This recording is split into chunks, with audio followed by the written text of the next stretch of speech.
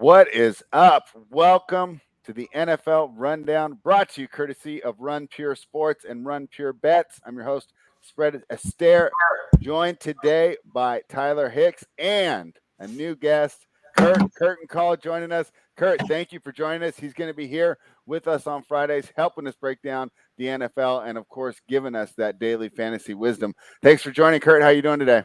Good. I'm excited to be here. Friday nights, get the week going into the weekend, and we can go party afterwards. Worry about it later. Let's go. Yeah, we are pretty excited too. We're especially excited to bounce back, Tyler. So what do you think? We just canceled the season. Josh Allen's MVP, and they won the Super Bowl. I mean, that's what I'm reading today, right? Oh, and the Rams are only going to win 4 games. Yeah, What did you think of last they're night's probably down to disappointment for us? plus 2-1 to win it all. They were already pushed down to 5-1. But I mean, we got to give the credit to our guy, We the People. He had it all right. He had the Bills. Yep. He had the Henderson takeover, Akers, which I mean, McVay and his running backs might be one of the worst stressful things to bet on in the NFL. I'm done with that. Becoming like Belichick. It's just oof. All right. I got to ask you, I'll start with you, Tyler. Jalen Ramsey got absolutely torched all night. That surprised me. That was one that, because cornerbacks can fall off a hill, fall off really quickly. If we have Rams tickets, should we be worried about that? What do you think, Tyler? Yeah, I mean, judging by the way he played yesterday, he went from being a guy that they really don't want to throw the ball at to the guy you hunted down and threw the ball at last night because he couldn't cover anybody. Yeah. Diggs ate him up all game. He gave up the Gabriel Davis touchdown to start the game. So, I mean, if he's going to fall off a cliff like this, Red, this Rams team isn't going to be doing much this season. Yeah, that takes away a lot if the guy goes from the stay away guy to the pure toast. So, Tyler, if it sounds like, Kurt, if it sounds like sour grapes, it's because Tyler and I did take the Rams last night. So we weren't too happy the way the season started. But what were your overall takeaways from last night's game? Well, more pissed off about the A-Rob thing. I'd be more worried about A-Rob being washed than Jalen, because I think the cornerbacks do fall off a hill pretty fast. But I think there was a couple communication issues in their secondary that made Jalen look worse than what he was, even though I think he did have one of his worst games in a while. But I'd be more worried about A-Rob and separation. I mean, Stafford wasn't even giving him a chance. I want to say it's on Stafford just wanting to get the ball to Cup every play, but I think it's A-Rob's just lack of separation. So I'm more worried about him, honestly. Yeah, I am too. Drafted him in both my fantasy leagues. Touted him as a big, reason. I thought this team was going to have some success, and it's obviously disappointing. But I just want to say this, that no team is as bad as they look in a loss, and no team is usually as good as they look in the win. I'll tell you what, the Bills might challenge that, though. Did you see the stat where this is like the 4th game in 6 games where the Bills haven't punted once? Ooh. It's like, that's ridiculous. Yeah, I know. We're on the Rams, right? And it's at halftime, and we have 3 turnovers, and it's tied. Oh man, that was rough, right? Once we got it tied to halftime, though, I thought we were in a good spot, and we weren't. After the first drive, though, I mean, they had to come out and take advantage of getting the ball back because you're going to have to get into a shootout. But this is why I say that no team's as bad as they look, because then after that happens, the game almost gets out of control, and you go away from running the ball. Although, to be fair, the offensive line wasn't winning the battle up there. And Cam Akers was a surprise to us, right? And this, I'll give him credit for the Henderson call, but I'm sure even he didn't think that the Akers would only get 3 carries. So I don't understand how these guys can get in the doghouse. I don't understand what these reporters in LA are doing, right? Not finding out this information that there's some sort of rift going on there. So was Cam Akers DMing McVay's wife or something? I mean, this is absolutely what's funny crazy. Is Kyron Williams was apparently their change of pace back. So does Akers see even less snaps if Kyron doesn't tweak his ankle getting water at the cooler or something? He might have got that would be my guess. That would completely be my guess. And I think that our bet would have been better if he was in there, because Darrell Henderson, to me, if you do the wins above replacement stat, like he's the replacement running back, right? Like he's just average. Like he's not bad. He's not good. So we were hoping that Akers would be a lot more dynamic when we were thinking that this offense was going to go. Kurt, any more on this game last night before we move on? No, just whatever you say. I mean, like the Bills, it's never as good as what it seems, but the Bills, with them getting 2 better offensive linemen, it's might be a tough scene for the AFC.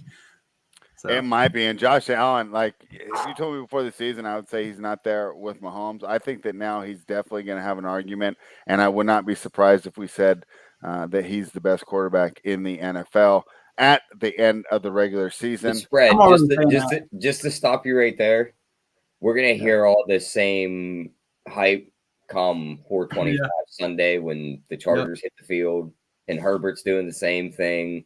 They're gonna be like, "Oh, this guy's the best quarterback in the NFL, and this team's gonna win it all." We're gonna hear it every week out of the AFC. Okay, thinking and that's Josh fine Allen with will me have because it'll make this show better, right? Because we can continue to debate these things, and we're gonna have a lot of fun doing it. But yeah, Josh Allen, man, it looks to me like the only thing that's gonna stop him is injuries.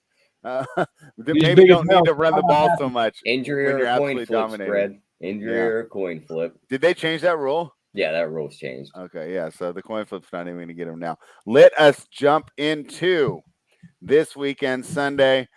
We get a chance to get it back and win some more. Let's start with our favorite bullies, our favorite preseason darlings, right? Breaking records in preseason. But is this another preseason game playing against the New York Jets, who are, when it comes to opponents, probably one of the weakest rosters in the NFL? Joe Flacco, the statue of Joe Flacco, the Ravens. Flacco is going to get revenge. I don't think so. I like a Baker revenge angle a little bit more there. The Ravens are bullies. If you run NFL models and you run numbers, you have to be careful of Ravens numbers because they run their numbers up against the bad teams so much that sometimes it'll give you an inaccurate assessment in my mind of how good they really are, which is why they always lay big numbers. But this team seems to really like to blow these teams out. We know Harbaugh's going to have them ready to go. And there's some holes that I can point to in the Ravens, Tyler, and I know that you're higher on them than me, but I don't think the New York Jets have the personnel to be able to exploit what I can perceive as some of the Ravens' deficiencies. I think they absolutely steamroll here. I like them -7. I like them in a teaser. What do you think, Tyler? Yeah, I agree. I think they just come in, they run the ball right down this Jets team's throat. Lamar has a solid game, maybe runs 2 into the end zone, throws 2 little short ones in, and not many other guys do much in this game. But I think it's going to be like a 35-7, 35-3 final score where they just beat up on Flacco. I don't see him throwing much against his secondary either. Maybe he throws a couple picks. They're not really going to be able to establish much on the ground, and we all know Baltimore's going to blitz the hell out of them. So I think they come in, they bully stomp them into the ground, and Lamar just gets it done. So yeah, I agree with you. Like the 6.5, like them in teasers, and wouldn't even mind putting their money line in a parlay if you can get it down to even money. All right. We the people's looking for this will be a way more impressive victory lap, right? He says I think that hot take the Jets win this game. He thinks it's a letdown spot. What are they letting down from? Winning all those preseason games? That's an interesting take there. But hey, you had it last night. We're definitely going to put all these opinions on the screen. Kurt, we both love the Ravens. We're both being square. What do you think of this game? Well, I was actually going to ask, all the favorites are on the road. I want to see how you all thought about that because personally, this is my favorite spot as far as road favorites go because I think Lamar has a lot to prove. I think you can stack him and Mandrews and even run it back with Carter, who I think will get all the garbage time catches. I mean, Brees Hall's a rookie. He's not terrible in pass pro, but Carter's, like the offensive coordinator said today, he's the heart and soul of the team. He can get 7 or 8 catches in that blowout script. So I like him for 5,100, be 1% owned. But I'm with you guys. This is my favorite -7 on the week. So I'm with you. Nothing else to say about it. Jets suck ass. Not Flacco. It's not going to be Flacco. Tyler, we promised some Survivor talk. I'm interested in the Ravens here. What do you think of that? Yeah, I don't hate it. The way I used to play Survivor when I played was I would always just kind of target 2 to 3 teams and just try and fade them every week. And of course, you're going to run into that situation where you use the division team already that they played, and that's when I would just bounce to the next one. But my 3 teams this year would probably be Jets, Seahawks, and the Bears. I'm going Broncos. Yeah, Broncos is mine. Oh, Broncos, interesting. Okay. Are you concerned that we're using the Ravens too early? Not really. Like, is there a better spot we should wait for, like when they're at home? I say no, just because we all know they're a bully. This is probably the best spot they could be a bully. Mm-hmm. They probably just walk in here, get the job done, and walk away easily. All right. Yeah, and this is obviously another team that people are going to consider. We the people says he's taking the Colts as his first Survivor. Have you looked at the Survivor at all, Kurt? Yeah, I had to pick one. I think the day before yesterday, and I wanted to go. I wanted to go Ravens. I was like, I don't feel comfortable Just I don't know because the Jets. I mean, they got a good coach. They could be scrappy as hell. They were my second choice, but I was like, I'll go Denver just because I'm a Russ homer. But I'm not going to bet Denver. I just took him as a survivor. It probably doesn't make any sense, but that's what I'm doing. Okay. No, that works. DFS from this game. What are you thinking? Obviously, you can never take Lamar Jackson out of your player pool. Yeah. What are some other players that we should be targeting, and maybe some sleepers, right? Some values that will help us get up to those spend ups like Lamar. So I mentioned Michael Carter. I think you can get in that script. You can catch 7, 6, 7, 8 catches. I like Mike Davis. Even if they give the starting role to Drake, I think if they hammer him like we think they are, who are they going to give it to and like just run the clock out? They're going to give it to Mike Davis. He's 4,400. Play that script. Play Davis, and then also like take a shot on Devin Duvernay, 3,800. You know if he could connect on one of Lamar's long 70 yarders, and you're a value right there. All right. DJ's talking about Survivor here. He says someone says keep the good teams for later in the season. You might not be but alive. there's also the thing that they might not be good at that point, right? Like if Lamar gets hurt, they're not that good. So I don't try to do that as much as other people. I figure I'll just navigate it if I can make it to later in the season.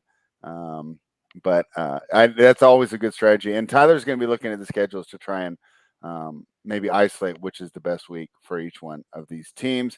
The New Orleans Saints are another road favorite. They're at lane 5.5 against the Atlanta Falcons. Falcons catching 5.5 at home on a total of only 42.5. Falcons plus 199 on the money line. We'll go back to you, Kurt. What's your take here? I'll tell you what, I think this line's got a little out of hand. This may be where I'm old, but you get a divisional team at home, and they always play the Saints well, even when they're 4-7 and the Saints are like 8-1. So I mean, it's just these teams always match up with each other well. I'm going to take the points with the Falcons. What do you think, Kurt? I think I might be with you there. I like this new D coordinator. I'm all in on Jameis fantasy-wise this year. But as far as not turning the ball over and being able to win a game, and especially being able to cover a spread, I don't know if I'm on board with that yet. So I like their whole D coordinator's new perspective on things. I think they will be able to keep it close and cover the spread. So I'm going to go Falcons. And also I like Cordell Patterson as like a 1% owned dart. If they do get down, which therefore if I'm losing my bet, I'm going to get a lot of Cordell Patterson points at about 1% ownership. Okay, I like that. Tyler, I'm taking the home dog here in this one. What do you think? I think we're going to go 3 for 3 here because after seeing some of these names on this injury report for the Saints, starting to like the Falcons here, spread. I mean, what do you got for us? Honey Badger's questionable, might not play here. That's big for this defense. They got rid of Marcus Williams, so defense might take a little bit of a hit. And I think this Atlanta team all season is just going to have this weird build offense where certain weeks it looks like, yeah, they're one of the bottom 5 units. And then another week, they're just going to tear through teams like a hot knife through butter. So I think week 1 might be one of those weird weeks where they just come out, Pitts dominates, Drake London catches a touchdown, Mariota scrambling and making the defense come up. So I'm going to side with the Falcons here and maybe sprinkle even some money line. All right. Props you looked at this game. What do you think? I mean, there's not much out on the Atlanta side right now with all the injury news. Like when you go into what are they waiting on? I'm not even sure. Like when you go into receiving props right now, the only names you have on FanDuel are Cordell Patterson, Alvin Kamara, and Kyle Pitts. So there isn't much props in this game. I'm just going to go right to Alvin Kamara because I think they kind of keep Winston, like try and keep him on a leash to start the season. They don't want him throwing the ball crazy. Want him more in that Sean Payton system he was in the first couple weeks last year. So I'm going to go with his anytime touchdown, his over 26.5 receiving yards, and over 60.5 rushing yards. All right. And Kurt, you mentioned Cordell Patterson is kind of a lower owned guy. Guys that are worth spending up for. Tyler mentioned Kamara. Interested in targeting some of these higher priced players in this game? I love Kamara. I think he'll be a lot less owned than McCaffrey. And I think Kamara actually made like my first 2 builds. But I'm all in on Pitts this year. I'm sure I'm not the only one. So I'm going to have a lot of Kyle. He's in a lot of my stacks. Like James, you can go Jameis if Thomas is healthy, which I don't think he's completely healthy, but it's 5,700. Then you can run it back with Pitts or like a London and Patterson. I think this game could have some points. I mean, where it's at, so there's always points possible. Yeah. The only thing is, will the Saints defense be good? It'll be interesting to see with Dennis Allen taking over the whole team. Will his attention to detail on the defensive end fall off a bit. But I'll tell you what, just looking at this roster, even with the injuries you mentioned, Tyler, this is still one of the best defensive rosters in the league. It's going to be an interesting measuring stick, and I know I was joking about overreactions earlier, but this is one that I think will be kind of instructive for how much noise the Falcons could make this year. I think they are going to be dogs like this a lot, and I'm wondering if they're going to cover a lot of spreads. Definitely cannot wait to watch this one. The New England Patriots, however, are down in Miami playing the Dolphins. Another instructive game, actually. Totals 46 here, plus 151 for the Patriots if you take them on the money line. So many moving parts. There's a lot of variance in this game. Kurt, I told you before we went on that I was fine not betting this game at all because I think, the four major units, the only one that we can really have an idea of what we know it's going to be is the Patriots defense. I think I can pretty safely say that they'll be an above average defense. They'll be a better than average defense. This Miami offense could be really good, could be average in week one, still installing a new system here. The Miami defense, do they take a drop off from Brian Flores? Now, Dennis Allen just became the head coach. So, I mean, if there's a small drop off there, it's going to be small. Flores, to me, was really big on making what I consider to be an average Miami defensive roster into an above average unit. So I attribute a lot of that to his coaching there. And then this New England offense, I think Mac Jones looked really good under Josh McDaniels. Now you got Matt Patricia and Joe Judge. I mean, this is just wild. It's unprecedented in my mind. Well, not unprecedented. Andy Reid did this with that guy, Luis Castillo, I think, years ago, but I don't think it's ever worked well as far as bringing people in, not even the positions they coach. Joe Judge, a special teams coach, and of course, Patricia was the defensive coordinator for the Patriots. A lot of question marks in this game. Kurt, what do you think, man? I'm happy just watching this one and maybe rooting for Miami because it'd be a cool story if they're good. Yeah, I would love to see them just have hit Tyreek long and then have Waddle over the middle all day. That'd be awesome. But I'm with you. It's not a fun game to bet because it's a trap game for New England usually going down there. And I don't want to touch it, but I do love Jacoby Myers. Anytime touchdown, all his props. I feel like he was going underrated all through draft season. It's like, this is Mac Jones's guy. And everyone wants to make fun of how he had basically no touchdowns last year until the very end of the year. I think this year that could regress very heavily to where we see maybe 7 or 8 touchdowns from Myers. So I'm going to go ahead and hit that out of the gate in fantasy as well. Positive regression there for Jacoby Myers. Tyler, what do you think, man? We're afraid to take a stand. Are you going to do it for us? Are you going to give the people something to bet, or are we just going to be fence sitters on this one? I'll take a stand on this one. I'll take the Dolphins. I actually think they blow them out here because you talked about New England's defense being above average.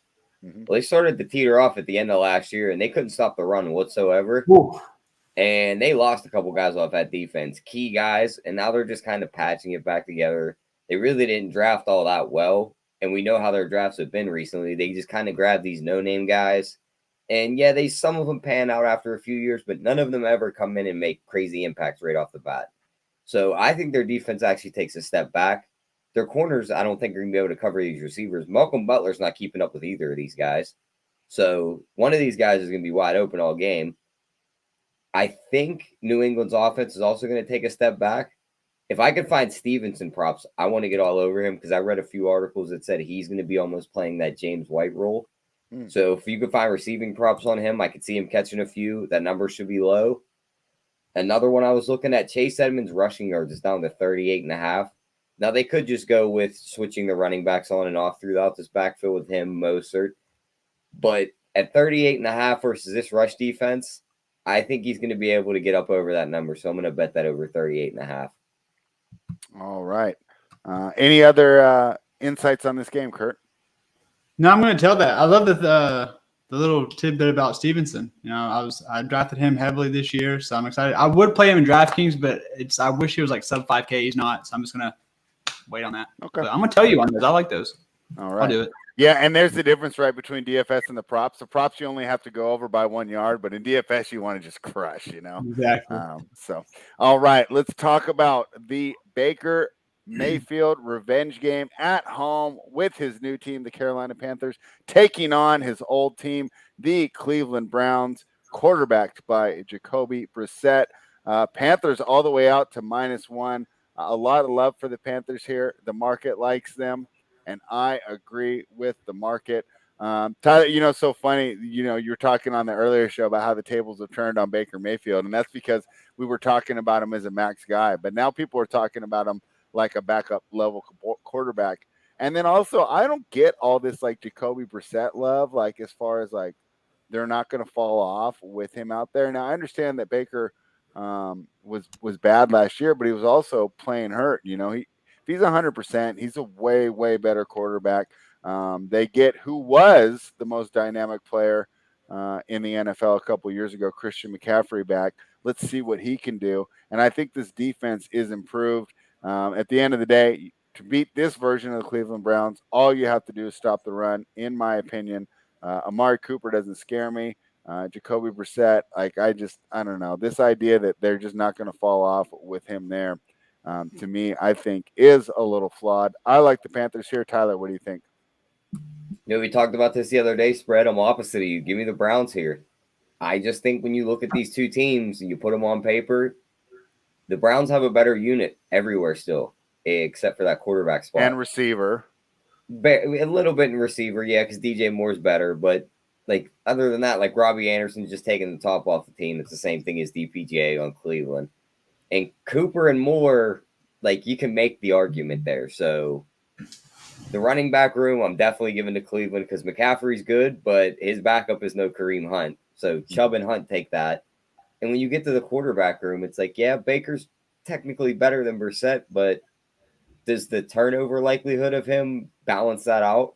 Because we know Cleveland's going to send pressure. Myles Garrett's going to be in that backfield.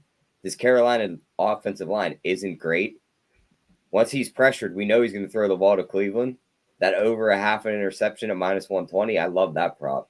Yeah, I can't argue with you there, but I'll tell you what, if I'm betting this Cleveland team, if I'm betting on this Carolina team, I'd rather have Baker risking it and making throws that could be intercepted than Brissett, who I know is just going to check down on 3rd and 8, if nothing's there. And I understand there's a lot of coaches that like that.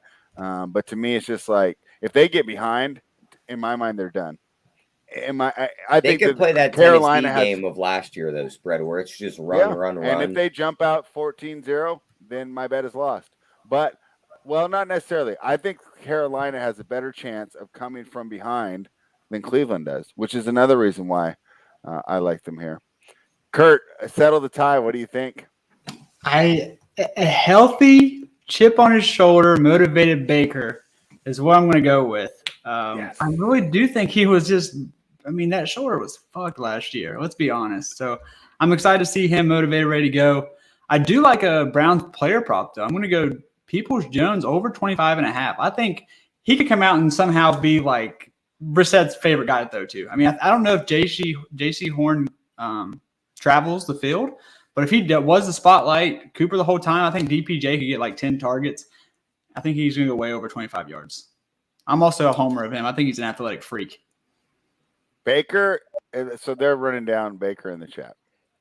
And I understand why, because that was one of my sticks on this show last year. But I felt that he was kind of a damned if you do, damned if you don't situation last season, where he either didn't play when he was able to, or he went out there and showed you a 60% version of himself. And I thought the version that we had the year before was at least a 10 to 15 level quarterback, right? A little bit above average. And I don't think Brissett's anywhere near close to that. So we'll see, right? You guys got to run your victory lap today on one of my takes. That'll be another one. The only thing is you will have a member on screen running the victory lap with you either way, as Tyler and I are on opposite sides. Kurt, any other DFS angles from this game? The obvious ones, McCaffrey. Chubb will probably be low owned, but I'd rather go to low owned pieces elsewhere. I don't really love this game that much for DFS. Okay. Tyler, any other props that we missed? The only other ones I was looking at, CMC over 5.5 receptions. When he's healthy, he gets pelted out of the backfield. And if they're putting pressure on Baker, he's going to be looking to dump it off a lot. So that could be his guy. Chubb over 16.5 yards on his longest rush, because they tend to just beat teams up with him. And he usually comes out in the third quarter and he just houses one for 25 plus. And then just him to score an anytime touchdown to even money, because we'll see that number at -150 here soon. So I'm going to take the shot at even money now that he could beat a Carolina defense that I don't think is very good. All right. I like all of those looks. Tyler, with Bill Belichick hiring Matt Patricia / Joe Judge to be the offensive coordinator. My guy, Mike Tomlin's got to be in the talks for the best coach in the NFL, and he gets a chance to prove it here. +6, going to Cincinnati, taking on a team that will they have the Super Bowl hangover? The Rams could have had a Super Bowl hangover, and usually it's the losing team that has it. Totals 44.5. One issue though, Cincinnati spanked the Steelers both times they played last year, and I would say that Trubisky's going to be a slight upgrade because Ben was that bad last year. He probably should not have been on the field at all. That I felt like it was like a respect thing that they were bringing him out here. Also, the offensive line's not that good, so you have a mobile quarterback. That should help. I still think Pickett's going to take over here by week 4 or week 5 with everything that's going on. But my initial look on this game, with only a total of 44.5, is to take the +6 with the Steelers and even think about some of that +218 on the money line. Tyler, you're there with all the Yinzers. I know they agree with me, but do you, a sharp level-headed better, agree? Yeah, I mean, I like the Steelers here at first a little bit just because of that trend where Super Bowl hangovers from the losers, they come in, they don't cover these games very often. But I also tried to use that trend last night's spread backing the Super Bowl winner, and we've seen how that went. Mm-hmm. So I'm wondering if this year, if it's just flipped around and the Super Bowl loser is going to come out and just pound Pittsburgh right into the ground, beat them by 30 again right here because, yeah, the defense is a little bit revamped like they're saying in the chat, but they still can't stop the run. This might be an ugly weather game where Mixon's just beating them up on the ground. And if they're going to air it out. You don't trust the Steelers, Brian Flores, and Mike Tomlin to stop the run? They couldn't stop the run. If they're going to lose, they're going to lose because of Jamar Chase. But they were dead last at stopping the run last year. I don't think you fixed that one off season. You do with Brian Flores. He's not getting out there and stopping the run himself now. Not going to let those guys miss all their gap assignments like they did last year. Yeah, we'll see about that because a lot of them guys aren't very good football players. Yeah, that's always an issue. All right, so what's your final take on this game, though? Do you think I should stay out this? I haven't bet it yet.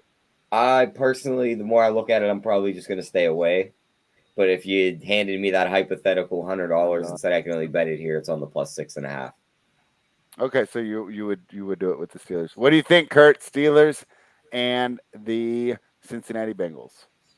I think as far as a betting perspective, it feels kind of trappy because they killed them last 2 years. I think they've gotten a lot better in the offseason. So I can see kind of like maybe a late push in the Steelers to cover, but I'm personally not going to bet myself. I don't know if that's shunned upon to say.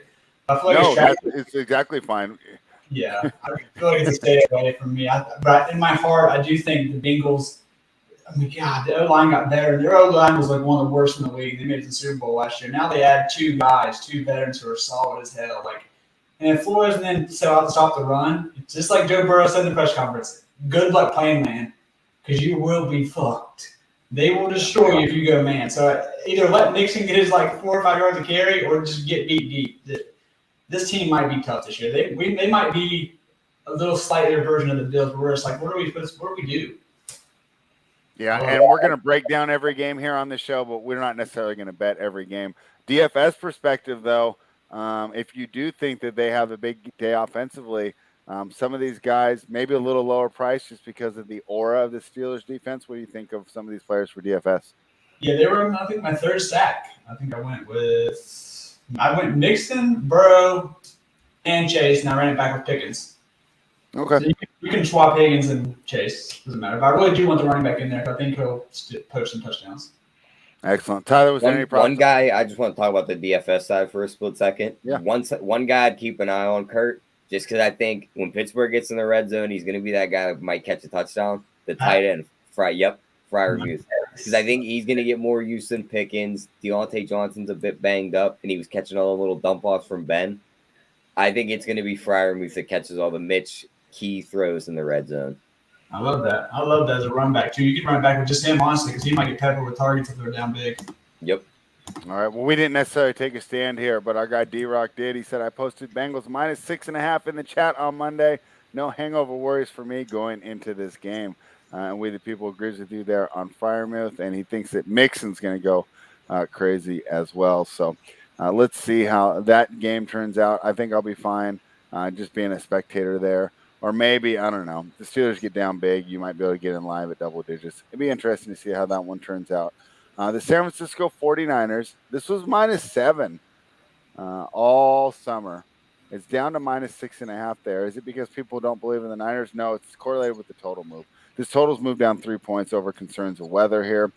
So it's over 40.5 now. Pretty low total here for an NFL game. But, they're talking about the Chicago Bears team. Boy, Justin Fields, if he gets it done this year, Tyler, he's going to be the greatest Ohio State QB of all time because they almost seem to actively sabotage him with some of the roster moves they made on the offseason. The offensive line is terrible. The defense keeps getting worse. Really a tough scene there in Chicago. But because this total's so low, I don't want to lay it with the Niners anymore. I'm off this game. I'm glad I didn't bet it yet. And even at 6.5, I'm not interested there. What do you think, Tyler? Yeah, I wouldn't be laying that 6.5 straight up. Now you could tease it down to a half a point and just have them out to win outright, which I think they still do win the game. I think they just run the ball the entire game, though, with this bad weather. I think they just keep Trey Lance from throwing it, making mistakes in the rain. You don't want to kill his confidence when the dude can't even hold on to the ball. So I would go rate all their rushing props, like Trey Lance over 8.5 rushing attempts, even money. I think you're going to run the ball 10 to 12 times here, so I'm definitely going to be on that over 8.5. His yards are 38.5. I think he clears that also versus the Bears defense. And then I think you come right back with the other quarterback. I think Fields runs the ball a lot more this year, too. His yards are 34.5. I'm going over on that, too. Because that offensive line is not going to be able to keep San Fran out of the backfield. And you could even go to Elijah Mitchell on his rushing attempts, too, because they're 14.5. I think he clears that number also. I just think it's run for San Francisco, and they win the game like 24-10. All right. So you like the under there. And, yeah, make a good point there about they're definitely a survivor candidate. And, okay, so first of all, there's another fun prop that I found. Yeah. How many touchdowns do you guys think San Fran scores on Sunday? Just roundabout 3. number. Did they go over 3? 3. Because they have Robbie Gould set it over 2.5 extra points at plus 105. So it's basically, are they getting in the end zone 3 times? Or could he miss it because it's all crazy out there? I mean, he could miss it in the weather, but Robbie Gould's been pretty solid as a kicker. Yeah, I think he could put in 3 Chicago extra before. points. Yep. Yeah. Okay. All right. Kurt, the other 2 things I left out when breaking down this game, another reason that the line might have dropped a little bit. George Kittle appeared on the injury report. He's excellent for blocking there.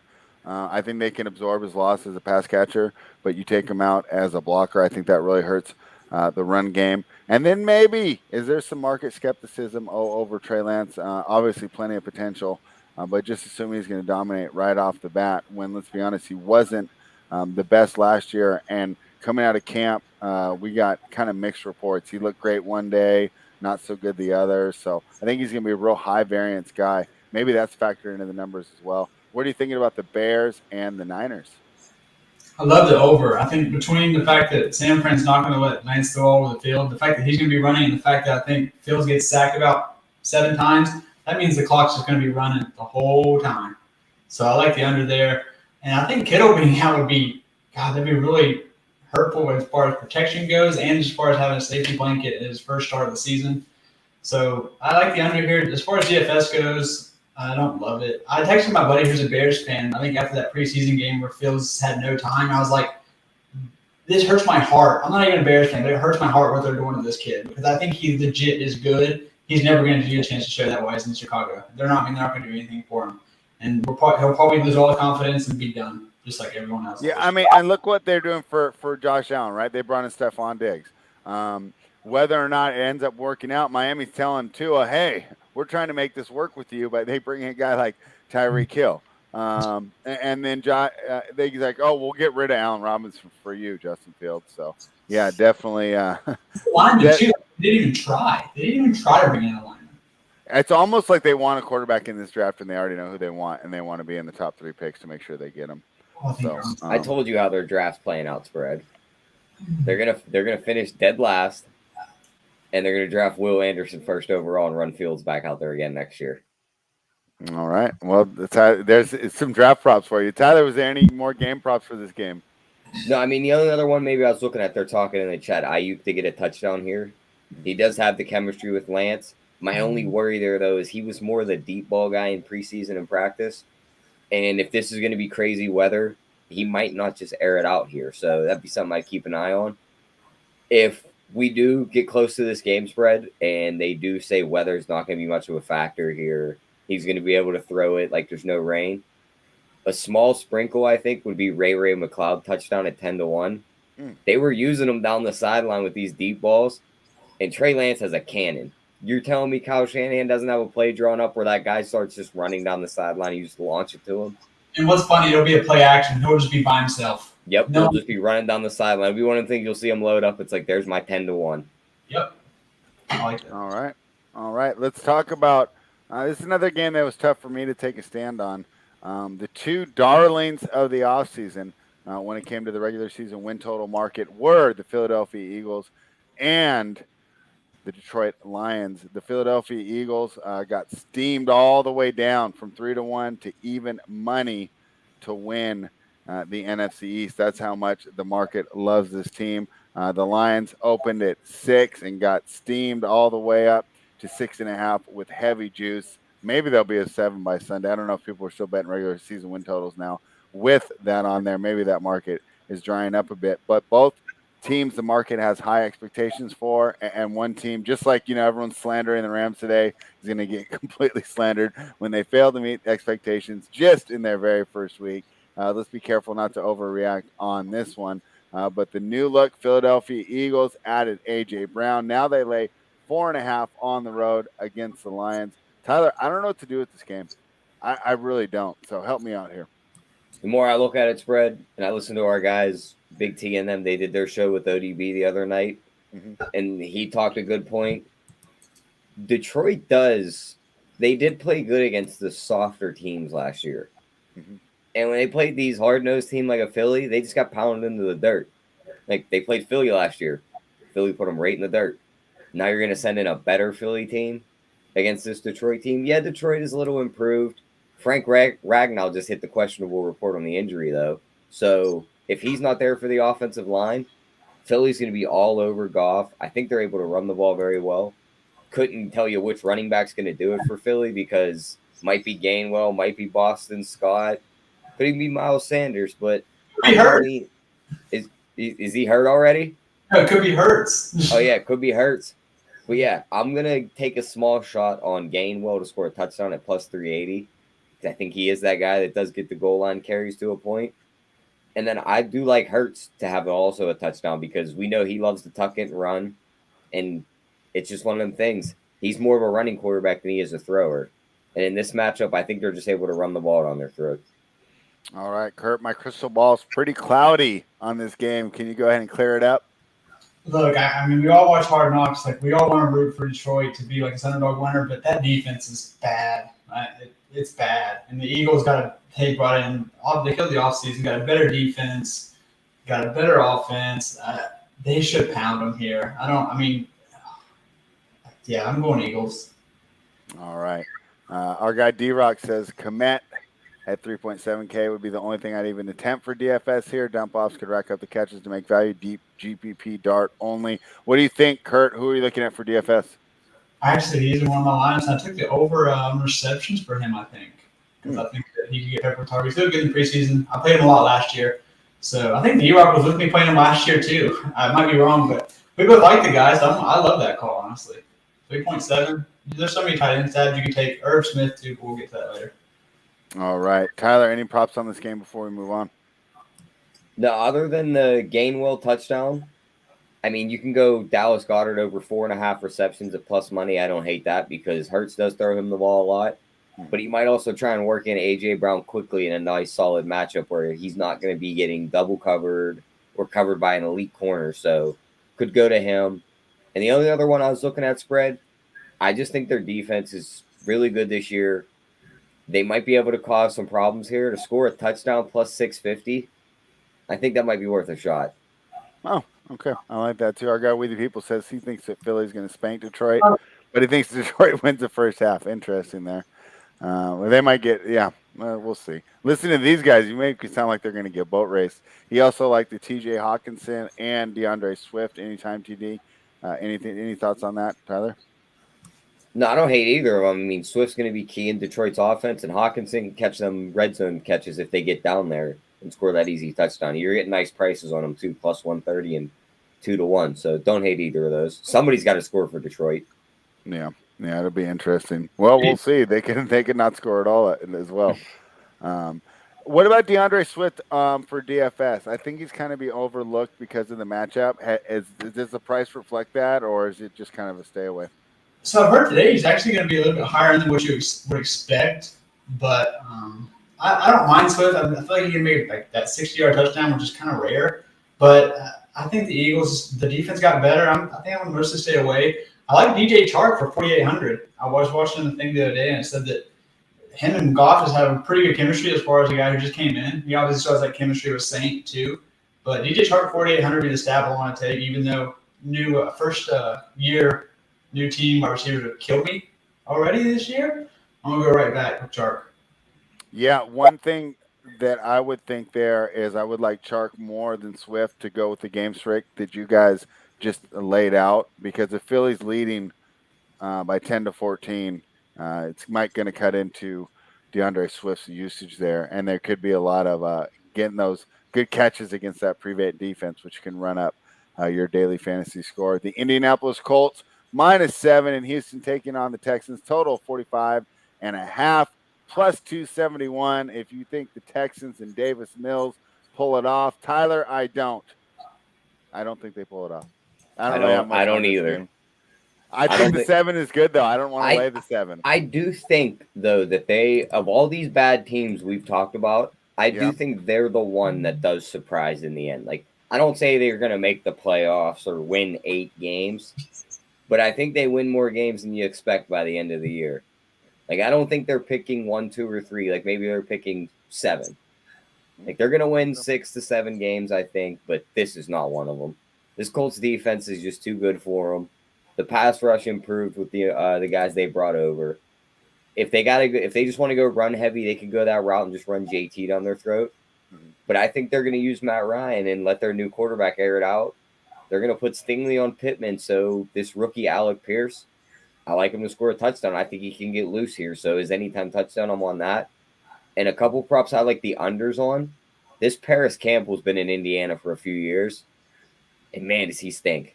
He doesn't play much. Yeah, he can catch a few balls and beat me here, but under 29.5 receiving yards and under 16.5 on his longest reception. I think you can cash those both and watch him go for like 1 reception for 8 yards, or maybe not even catch a single pass. 16.5 one even better.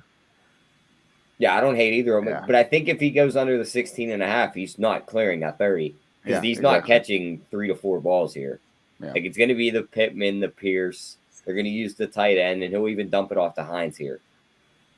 All right, Kurt, if you hadn't watched the previews, Tyler thinks that Matt Ryan's going to do really good behind this new offensive line. He thinks the lack of time was the problem in Atlanta. I think that Father Time was the problem in Atlanta, and he's just a little too old.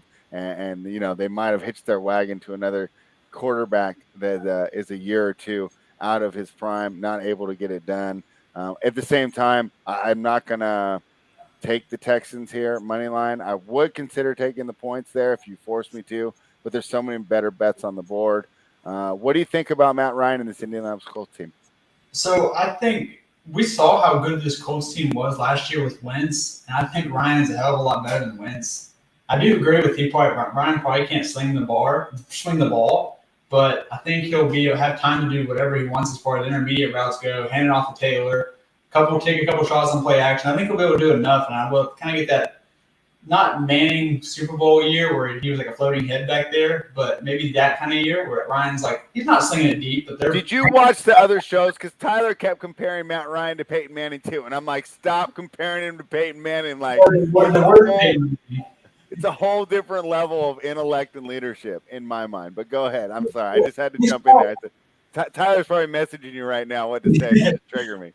Well, I mean, it's just a veteran who will take care of the ball and knows where to get the ball to when it needs to be there. And another thing, me and Tyler on the same wavelength, Alec Pierce, I've already bet his anytime touchdown, and I put him in a DFS lineup already because he's a big body receiver. He's like 6. He might have played a little bit bigger in college, but the guy attacks the ball. So when they're in the red zone, I think he'll be able to get some shots. Matt Ryan has known to trust people as far as guys who attack the ball. Julio can get crazy separation, which Pierce can't. But Pierce will attack the ball, which makes him beneficial in the red zone. So I've already bet that. And he's like 3,700, perfect running back in that game. As far as Houston go, I kind of agree. I think they'll shock some people. I feel like 6 or 7 games seems like a lot for them to win.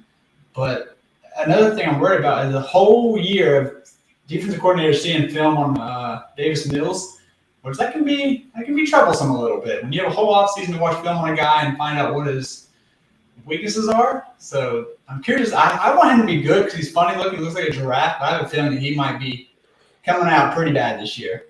All right. You think that this tape is going to change it? Looks like I'm going to be alone on the Matt Ryan is washed island. So, hey, when you take these stands, though, you put yourself out there like that, and we'll see who's victory lap in that one. Could be another one where the whole stadium's running laps around me, like when I took the Rams last night. Let's move on to the Jacksonville Jaguars. Here's a dog I like. I like this team. Trevor Lawrence, Doug Peterson. I mean, the guy that you went from like a guy that probably can, unbelievable, like the worst NFL coaching regime maybe in the history of the NFL. Like, and I don't know, probably have to ask a guy like Mike Lombardi, right, that knows the 70s and the 60s. Maybe there was some like part-time teacher, right, that didn't even pay attention to his team or something in 1945. That was the worst coach. But Urban Meyer was an absolute disaster. Almost destroyed the kid's development. Now he gets who I think, is a guy that really is going to know how to develop these quarterbacks. They gave him some weapons there. We're not high on Christian Kirk. I probably overpaid him. But, hey, like I said earlier, unlike Justin Fields, at least they're making the move. Like, hey, we're doing what we can, buddy. We're going to give you some sort of weapons. And he definitely will give him some space to work underneath. He's definitely got the wheels for that here. I like to bag on the Colts last year. Maybe I just have a thing against Colts quarterbacks because I was all against Wentz last year, and I get a chance to do it again. I get to fade Carson Wentz, and I'm getting plus money on the money line. I like the Jacksonville Jaguars. What do you think, Tyler? Yeah, I'm right with you here. Give me the Jags. I think these two teams are very similar in their roster builds. Yeah, Washington's defense is pretty solid when you look at it on paper, but last year we didn't get much pressure out of them, and if we get that again here, their secondary isn't all that good, and I think Lawrence in an actual system this year with a few new weapons and Etienne back, I think they could take advantage of it and score some points here. I think they run the dual backfield where you see Robinson run a bit more and Etienne slide out to the slot, and you might even see them both in the backfield at some points where Lawrence is fake handing off to one of them and throwing it to the other. So like Etienne over 21.5 receiving yards, like him over 3.5 receptions.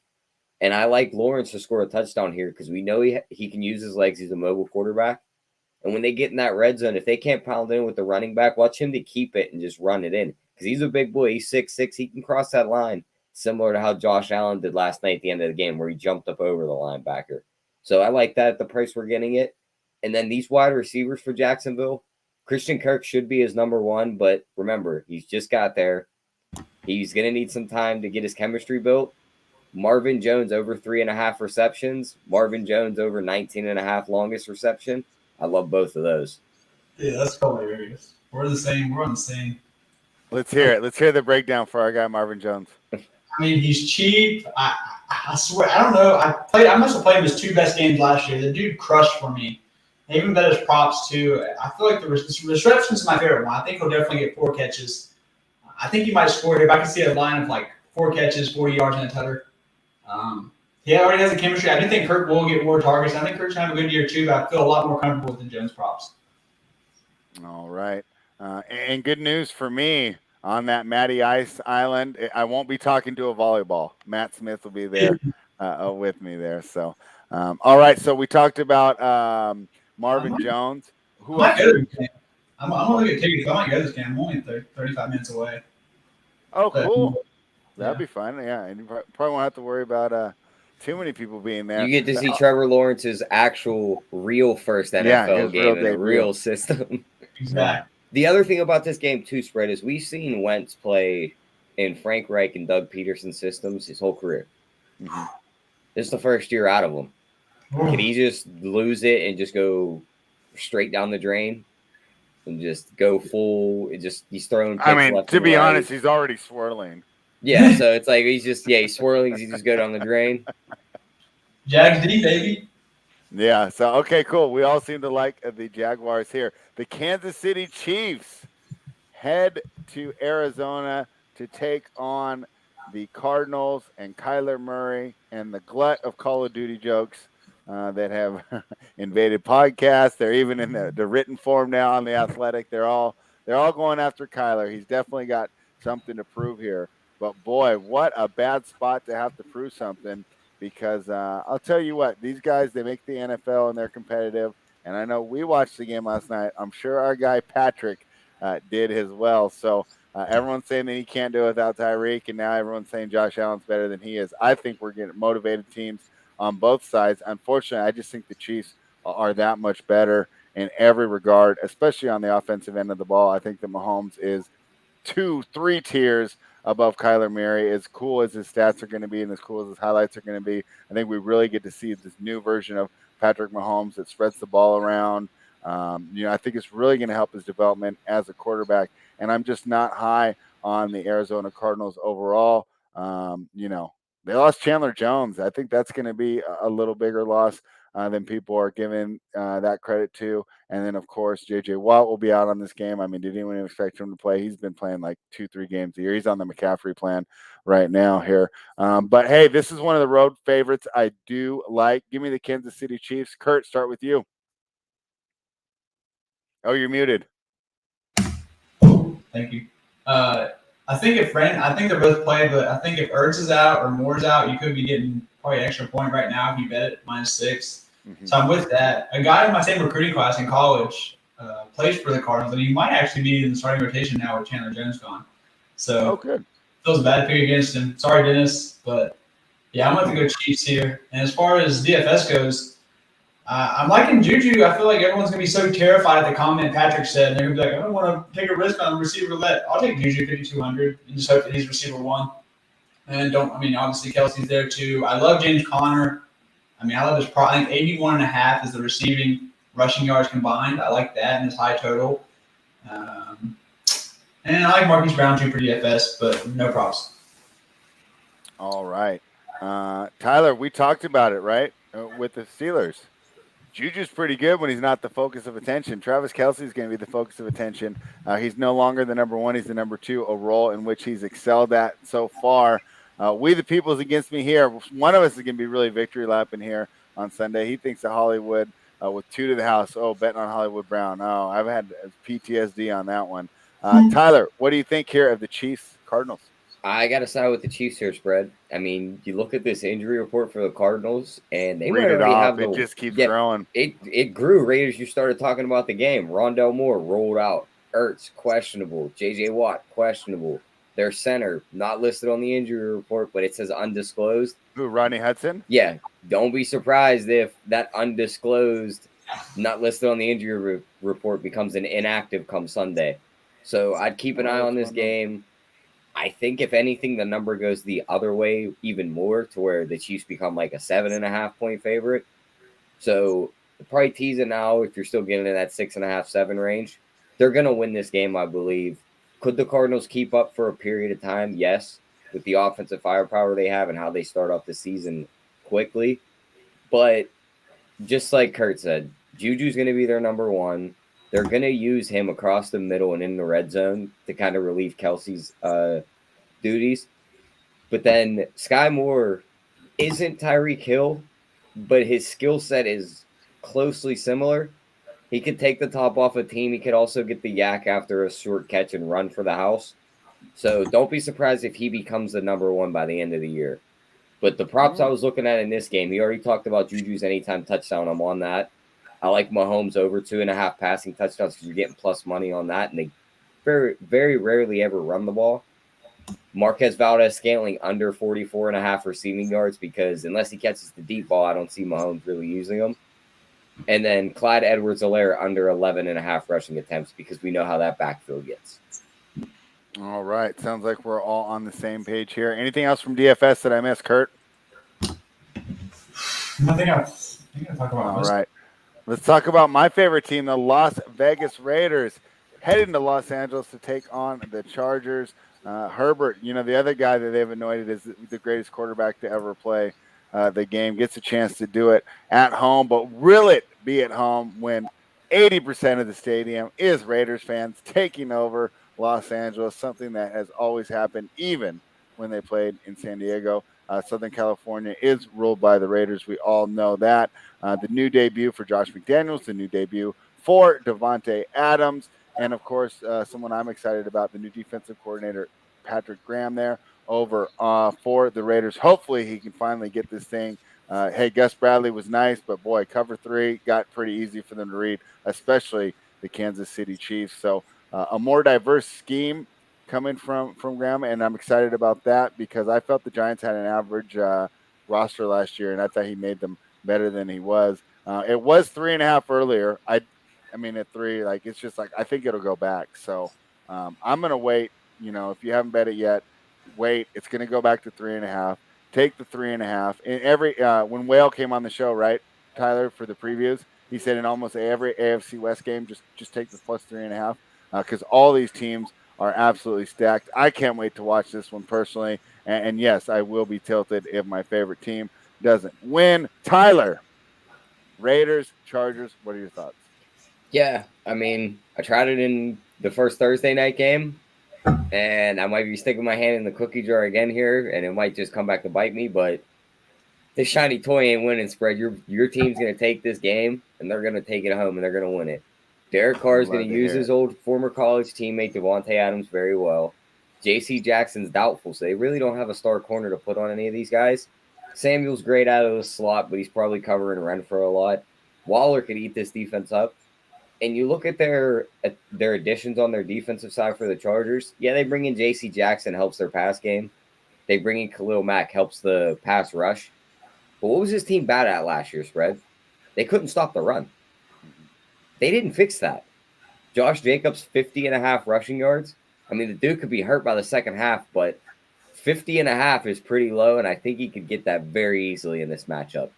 So, yeah, I'm just worried we get one of those switcheroos and McDaniels falls in love with the guy that he drafted, and that's Zahir White. I mean, I could see it, but at 50.5 week 1, even if they split the backfield, I think he could clear that 50.5 versus this rush defense. Yeah, I think one pathway that does kill them is that the Chargers do come out and they're just putting points up left and right, and they can't run the ball really. And a couple other ones I was looking at, Jalen Guyton's still on this Chargers roster, and they used him as a number 3 last year.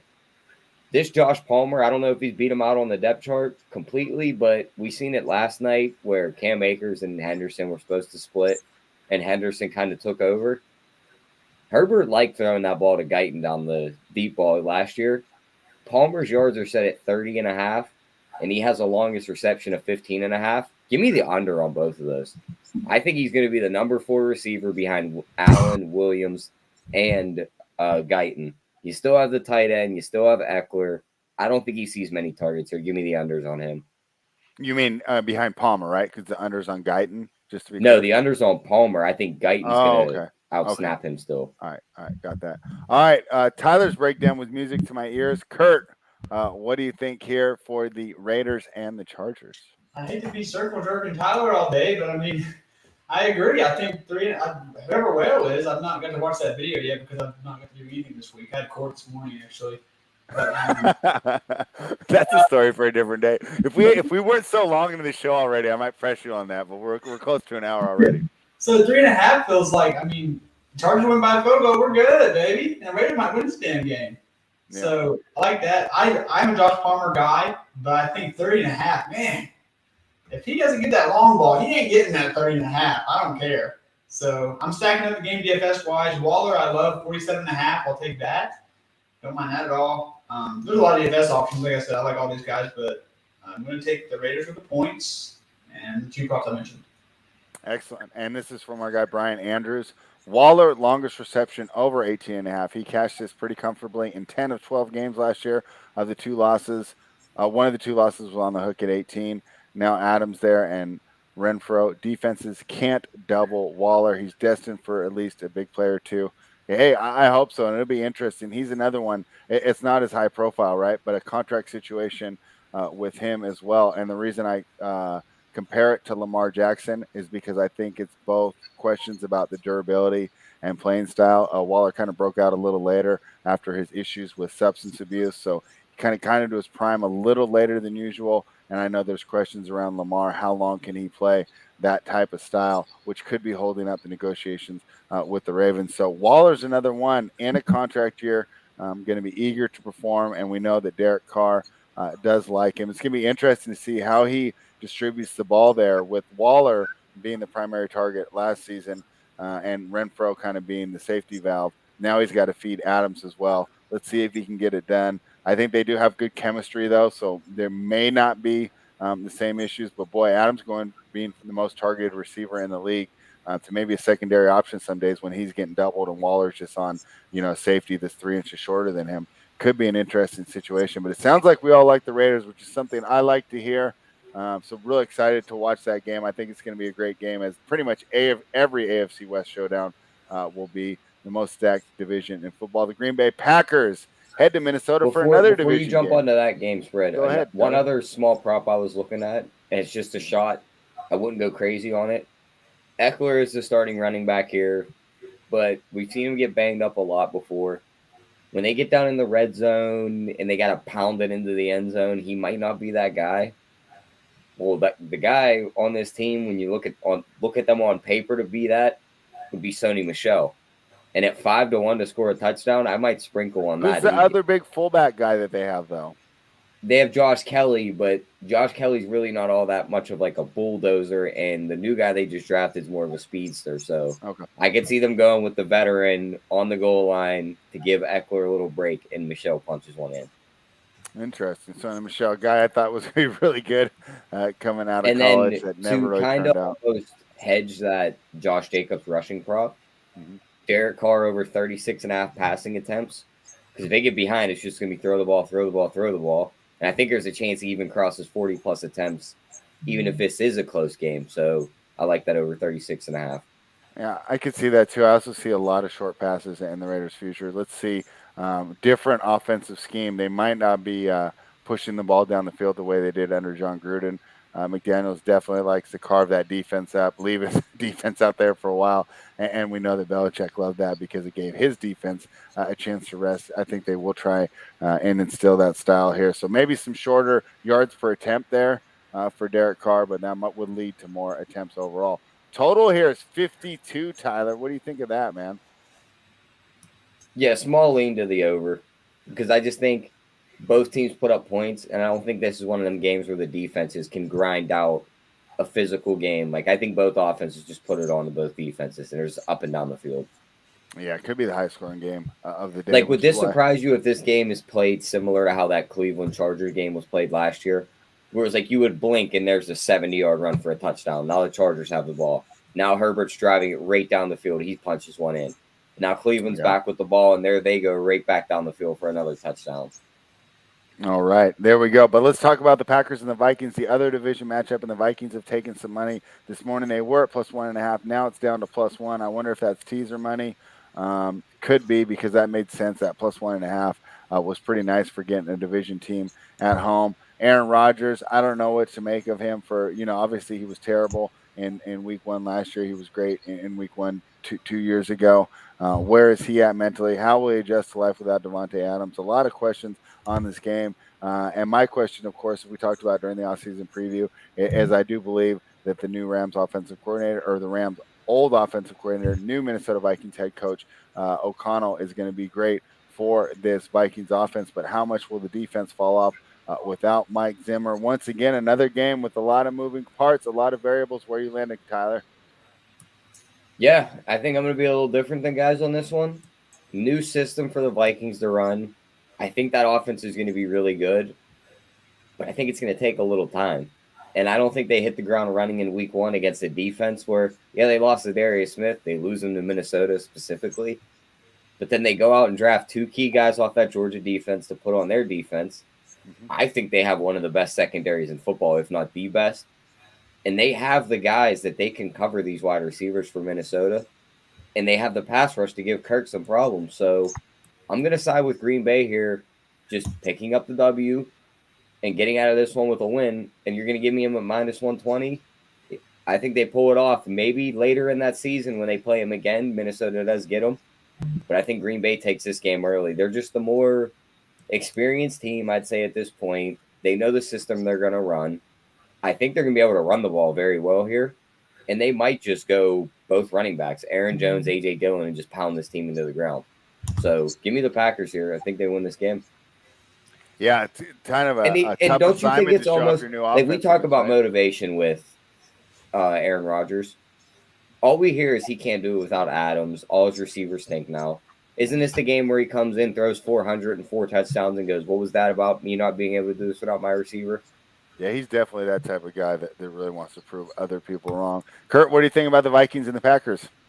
I'm going go Pack go. I think the two rookie receivers are pretty decent. I really like Dobbs, and I think Watson might get a couple snaps too. I think Robert is going to be healthy to play, so he'll have a tight end back, his boy Bobby Tunyon. So you mean Packers, like you said, anytime you can get, it's like I said with Baker, except this is a lot different extent because Aaron's actually really good at football. But give me a motivated Aaron Rodgers with something to prove, and just I'll take the -1. I mean, I'll take the money line there. I feel like this could be like a 3-point spread, 2.5. But yeah, I'll take the Pack. All right, what are you looking at for DFS in this game? I like Irv Smith. I like the rookie receivers, the Packers, but I'm not ready to commit to them in DFS yet. So Aaron Jones for kind of a little bit less ownership, and then Irv Smith, and you can't go wrong with the Minnesota wide receivers. I think Thielen can get a touchdown here, so he's a pretty cheap option. But Irv Smith for 3.4 is what I'm really liking the most. I heard our guy JSU talking about this game DFS wise. Mm-hmm. How many lineups you having with A.J. Dillon and Aaron Jones in them? Oh, both of them together in the lineup. Did he actually mention that? Yep. He said it's a way to get very different, and it's like almost if Green Bay uses Aaron Jones as a wide receiver 1 and he catches 6 to 7 balls here for, say, 50 yards and a touchdown. He's running the ball pretty well, and A.J. Dillon's just workhorsing the rest of the backfield. I think that is a great idea for afternoon only. I think that still makes you unique as hell on afternoon only. For the full game slate, that's tough. Because in order to bink, you're going to need 25 from each. But I think afternoon only, you're just as unique, and you have only like 3 to choose from. I like that in afternoon only, but damn. All right, there we go. Our guy DJ says, is it too early to use the Packers in Survivor? My answer is yes. Why would you take a game that could go either way when we have all these other 7 and 8 point favorites? You're going to be able to get the Packers as 7-point favorites later in the year in Lambeau, where I'd much rather have them. So I wouldn't do it, but hey, however you want to do it. Our guy Matt Twatty thinks Jones could catch one and Jones could run one. Yeah, he's definitely going to be a guy whose usage is going to increase with the loss. Would it surprise any of us here if Aaron Jones almost ends up in like that Kamara role this year for Green Bay, where it's just like he just dumps it off to him a ton. He's just housing yards out of the backfield after the run. So I could definitely see that for this Green Bay team. If these wide receivers don't pan out, he's going to become wide receiver 1 very quickly.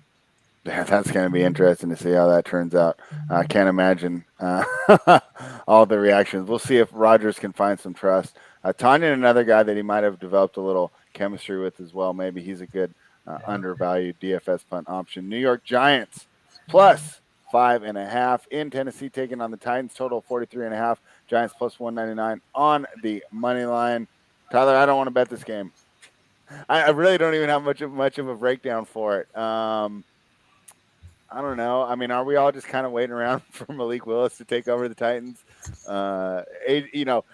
Tannehill wasn't very good without A.J. Brown, right? And I've touted that I thought that Mahomes can do well without Tyreek Hill. I just not as much, but if you watch the previews, I was touting that I do think that Aaron Rodgers, because even though I don't know about this game, I did like their win total over 11. I thought that was one of the best bets on the board. I think he's going to be fine without Devontae Adams. I don't know for an average mediocre quarterback like Ryan Tannehill if he absorbs that loss. When A.J. Brown was out earlier this year, Tannehill's stats took a completely correlated drop. Now they're going without him. Maybe is it to just be able to usher in Willis around week 5 and week 6 and make a nice transition smoothly without really just benching him for one bad playoff performance, because we do have to admit that he's been very good for the last 2.5 years under center for the Titans. But maybe it's time to move on, and almost like the Bears, where they don't really like him, so they're not going to stack things around him here. I don't know. Vrabel's really good, though. He might be up there with Mike Tomlin with me, like irrationally, like touting his praises every week. He seems to get things done here. I guess if I had to choose, I'll take Tennessee because I'm really down on the Giants, but I don't really like the idea of laying points with this team, with this offense, and we're not really sure how it's going to work out. I know we talked about Treylon Burks in the preview when we did this, but since then he's had some pretty forgettable preseason games. Be interested to see how this offense is. Tyler, what do you think of the Titans and the Giants? Yeah, I mean, one of the uglier games on the slate. I love the under here, like our guy Way the People said in the chat, because I can see Tennessee scoring 21. Henry runs one in, they throw one to Hooper, the tight end, and their defense gives them nice field position. They get another one. I don't know how the Giants score in this game spread other than breaking a play against this Tennessee defense. Like, we talk about how bad their offense is. That defense is stacked. Like, they're going to have a top 5 unit in my eyes. Like, I think Daniel Jones throws a pick. It's minus 120. Give me that. I don't hate taking the shot on their defense to score a touchdown. We talked about earlier with Philly. Like, Daniel Jones gets strip sacked in the backfield or he throws a pick and they house it. Like, I could easily see either of those happening. I also don't hate taking Daniel Jones over 19.5 rushing yards because we know how bad their offensive line is. Dude's going to be running for his life most of the time. And then other than that, I think I'm just going to play the under in this game. All right. You like the under. Kurt, what do you like? I'm finally disagreeing with Tyler. I'm not taking the points or anything, but I think Daboll's one of the best minds in football. And this offensive line got a little better. Not a lot better like the Bills did, but they got a little better. I don't know if it'll show quite yet because it takes a while to learn these new systems, and Daniel Jones sucks ass. But, with a better offensive line, they could have some playmakers for DFS. I love Wan'Dale Robinson, but I know a lot of people are talking him up this week, and I love him in Nebraska, love him in Kentucky. But you can get Kadarius Toney for 4,100, who's already proven it in the NFL. Had a 33-point fantasy game last year. And when he's healthy, the dude's a stud. So I like Kadarius Toney for 4,100.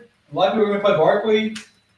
But as far as Tennessee goes, I like Robert Woods, his reception prop to go over, but he doesn't have the ceiling for me to play in DFS. So no love there. Going heavy on Henry. So I got this game. I think the Giants are surprise here and show a little something, but maybe not put a full game together. Yeah, all right. That's an interesting take there. Although I don't think too many people will be interested in that game with the other ones we have going, right? I mean, it's just like like the meme with the 2 dragons and then the one that's like looking all wacky, but it's 3 dragons here in that afternoon slate with the Chiefs Cardinals, which regardless, I mean, that's going to be fun to watch. Raiders Chargers, another great game, and Packers Vikings, which we talked about, has so many different variables that we can't wait to see how they work out on the field. But there we have it. That's the afternoon slate. Let's see. The real question for that game spread. Over under 1.5 times that game showed on Red Zone on Sunday. It'll be at least 3 or 4. I don't know, spread. They might not see the Red Zone very much in that game. Yeah. All right. That'll be something to keep track of there. But let's talk about the Sunday night game. All eyes will be on it. Some people will be spending their winnings. Some people will be trying to catch up after getting spanked all day. And the game that they'll be doing it with is the Tampa Bay Buccaneers. They'll be in Dallas taking on the Cowboys. Cowboys catching 2.5 at home, total of 50. Plus 125 if you like the Cowboys on the money line. Tyler, I'm going to be tempted to bet this game because it's a standalone, but I'll tell you what, I don't really like it. I think that it's really tough to figure out how Tampa Bay is going to look with the loss of Antonio Brown. And then, of course, we kept hammering it in those preseason previews, right? Losing all those offensive linemen could be an issue for this team here. But you don't want to bet against Tom Brady. So there's so many factors that would say, hey, take the Cowboys at home. They're catching points at home in a primetime game. I think the game's going to go under, so the points are more valuable. But I don't want to bet against Tom Brady. What do you think, Tyler? Are you going to lead me in the right direction here? I'm taking Tampa. So I don't know if I'm pulling you back in the right direction or sending you in the wrong direction, spread. But outside of Michael Parsons, like this Dallas team doesn't rush the ball very well anymore. And even with this bad offensive line, if he's the only guy really getting pressure, Tampa's going to light them up through the air. We know Trayvon Diggs got all these picks last year, but what was the other thing he did, Spread? Gave up over 1,000 yards. Yeah. So these guys are going to be open, and these aren't small receivers he's going up against. Like, now you got to fight for the ball when it's coming with a 6'6" Mike Evans, a 6'6" Julio Jones. Like, Godwin's back. Russell Gage is out there. Like, there's a ton of weapons for this Tampa Bay team. Is Godwin playing in this game? Yeah.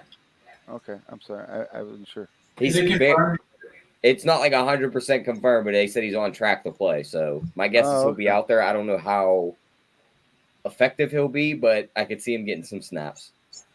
Okay. Yeah, I kept it with him not being out there. That does help alleviate that loss of Antonio Brown a little bit more. But it just seemed like, I mean, you took out the mental issues. That guy, everyone would have wanted him on their team if you just watched the tape last year. He was open on almost every play. And for a guy like Brady, you know, it just meant so much to him because he gets the ball out so quick. You know, just a guy that I know is going to be open. So we'll see how that goes. And then, of course, you know, everyone's already talked about the rush up the middle. So baked into the line, of course. I'm wondering if this team was full strength, you know, with the line and AB still there. I mean, would they be 3.5 on the road? That's wild to think. What do you think of this game, Kurt?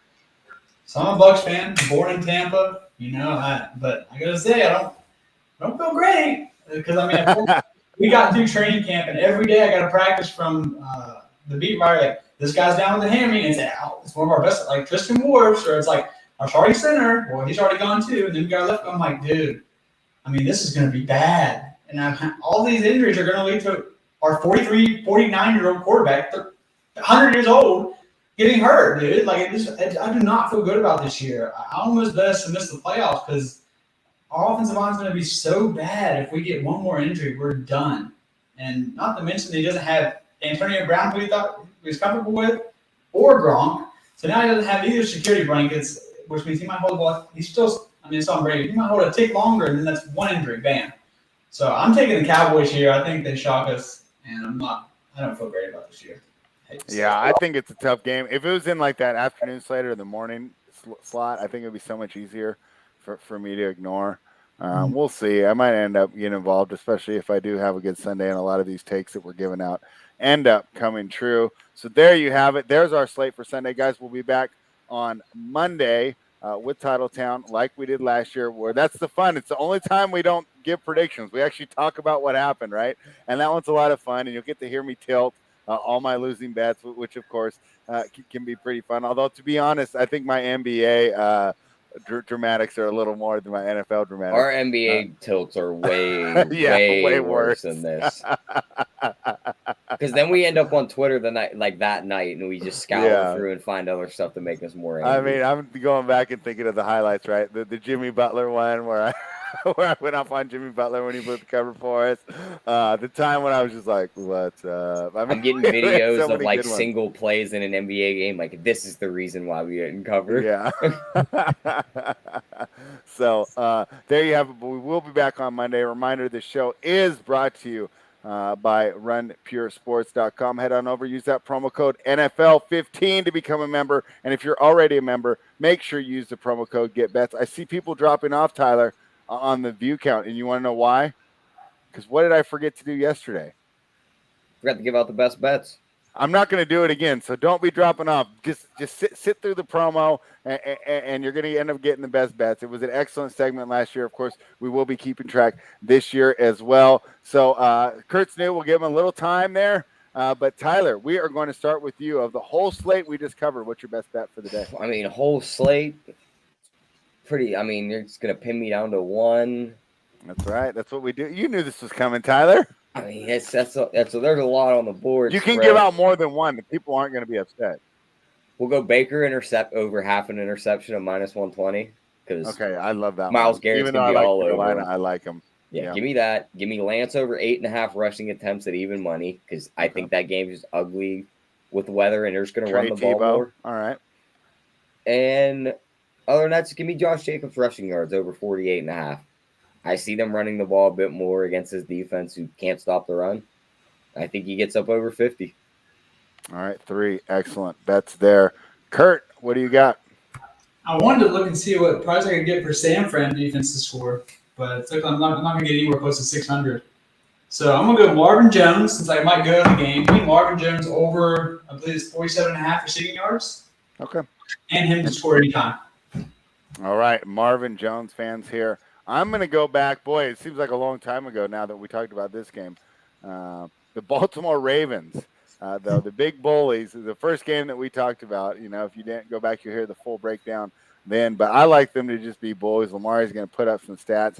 And this New York Jets team, boy, tough roster. Joe Flacco, backup. Should he still be in the league? He's not Matt Ryan level yet, but not very mobile. Give me the Baltimore Ravens -7. We'll be back on Monday. San Fran's defense plus 750 to score on the FanDuel. I was just nice. My best bet. Plus 750 San Fran defense. San Fran's defense will score on Sunday. Plus 750. All right.